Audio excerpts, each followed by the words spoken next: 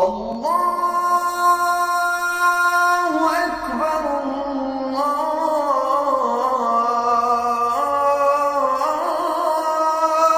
আকবার।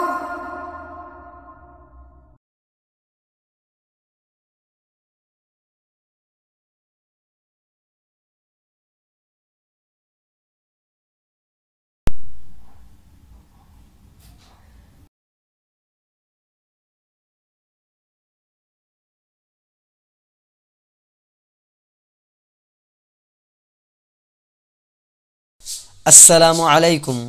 বিসমিল্লাহির রহমানির রহিম। আলহামদুলিল্লাহি রাব্বিল আলামিন ওয়াসসালাতু ওয়াসসালামু আলা সাইয়্যিদিল মুরসালিন।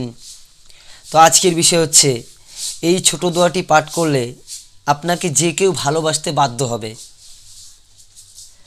আপনাদের অনেকের জীবনে এমন মানুষ থাকতে পারে যারা আপনার সঙ্গে কথা বলতে চায় না, দেখা করতে চায় না, একসঙ্গে চলাফেরা ওঠা বসা করতে চায় না, আপনাকে ঘৃণা করে। এমন সমস্যা শুধু আপনার নয়, প্রায় সবার জীবনে দেখা যায়। যদি এই সমস্যা দূর করতে চান তাহলে এই আমলটি আপনার জন্য। যদি স্ত্রী স্বামীকে অথবা স্বামী স্ত্রীকে অবহেলা করে অথবা বন্ধু বান্ধব আপনাকে অবহেলা করে, এরকম অবস্থায় একে অপরের সঙ্গে ভালোবাসা সৃষ্টি করার জন্য এই আমলটি খুবই গুরুত্বপূর্ণ। এই আমলটি করলে যে কেউ আপনাকে ভালোবাসতে বাধ্য হবে।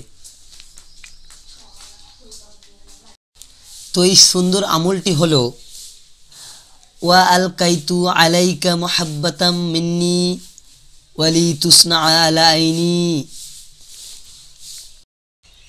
আমলটি করার নিয়ম হচ্ছে, আপনি 100বার ফজর নামাজের পরে এই আয়াতটি পাঠ করুন।